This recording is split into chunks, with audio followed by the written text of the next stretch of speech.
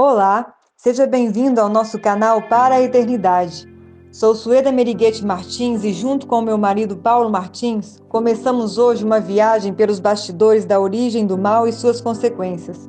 Ao longo dessa caminhada que se inicia hoje, vamos juntos, através das orientações do nosso Criador, descobrirmos os pré-requisitos para vivermos em uma sociedade perfeita e em um lugar perfeito por toda a eternidade. Então, já deixe o seu like aqui, se inscreva no nosso canal, comente e ajude-nos compartilhando com seus amigos essa bendita esperança. Então, sem mais delongas, vamos para o vídeo. Você já se perguntou aonde e como se originou o mal? Em algum lugar, adentrando a constelação do Órion, encontra-se a morada de Deus, cidade de beleza e resplendor inimaginável. Nesse lugar perfeito, de seres perfeitos, há centenas de milhares de anos, a inveja, o ódio, a ambição e o orgulho surgiram no coração de um dos seres mais poderosos e honrados. Os anjos haviam sido criados cheios de bondade e amor. Amavam uns aos outros sem parcialidade e supremamente a Deus. Porém, nesse estado de paz e pureza, o mal originou-se com aquele que havia sido perfeito em todos os seus caminhos. O anjo mais poderoso e belo, dentre todos os anjos, estando apenas abaixo da Trindade divina, elevou-se o teu coração por causa da tua formosura e corrompeste a tua sabedoria por causa do teu resplendor. Deus não criou o mal, ele fez apenas o bem, a sua própria semelhança. O mal, o pecado e a morte são resultado da desobediência, originada em Satanás. Deus dotou todas as suas criaturas de liberdade e livre-arbítrio. Houve um tempo em que Satanás se encontrava em harmonia com Deus, quando era sua alegria cumprir os divinos mandamentos.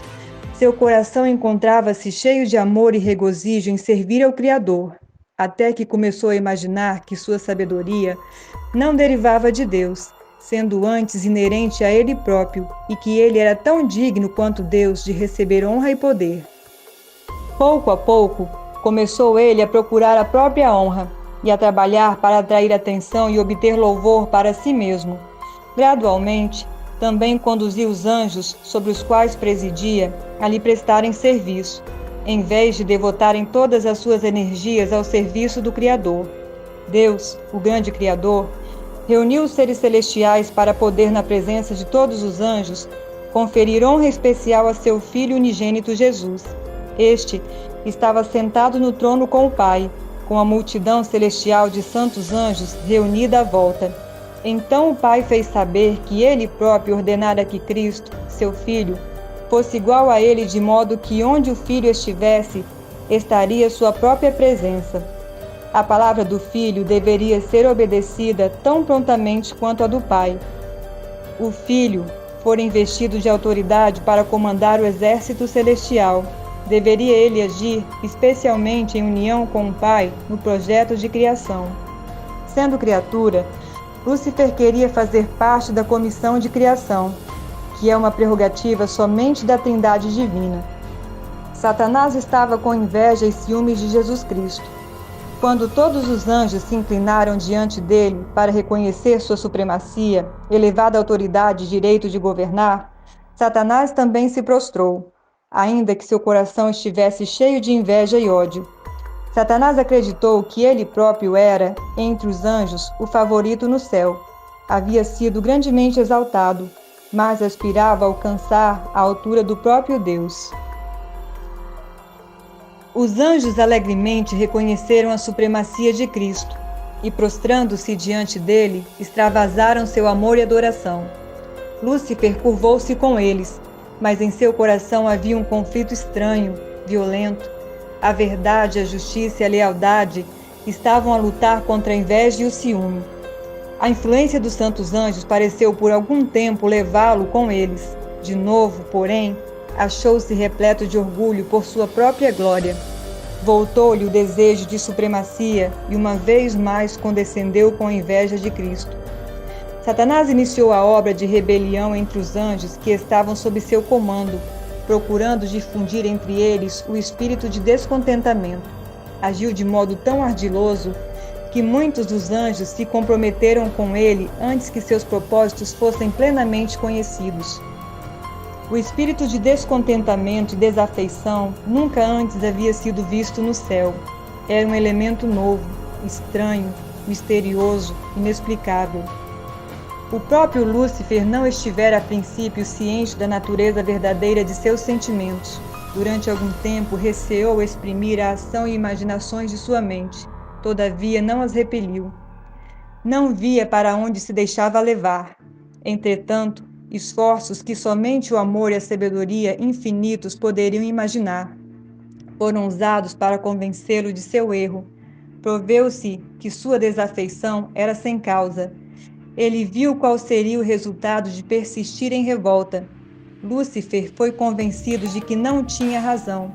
Viu que os estatutos divinos são justos e que, como tais, ele os deveria reconhecer perante todo o céu. Houvesse ele feito isso, e poderia ter salvo a si mesmo e a muitos anjos. Ele não tinha naquele tempo repelido totalmente sua lealdade a Deus.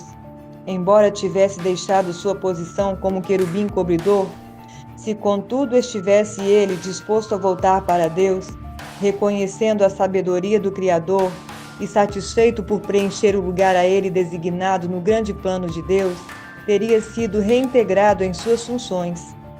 Chegado era o tempo para uma decisão final.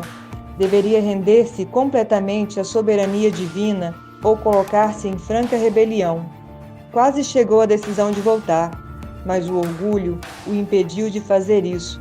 Nos concílios celestiais decidiu-se que, com base nos princípios pelos quais se atuaria o poder de Satanás, não fosse imediatamente destruído.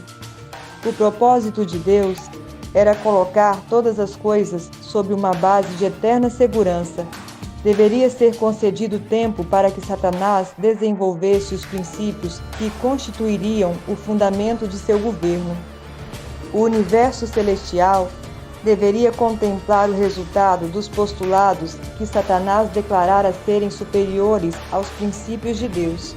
O sistema de Deus deveria ser contrastado com o sistema satânico. Os princípios corruptores do governo de Satanás deveriam ser revelados. Deveria ser demonstrado que os princípios de justiça expressos na lei de Deus são imutáveis, perfeitos e eternos.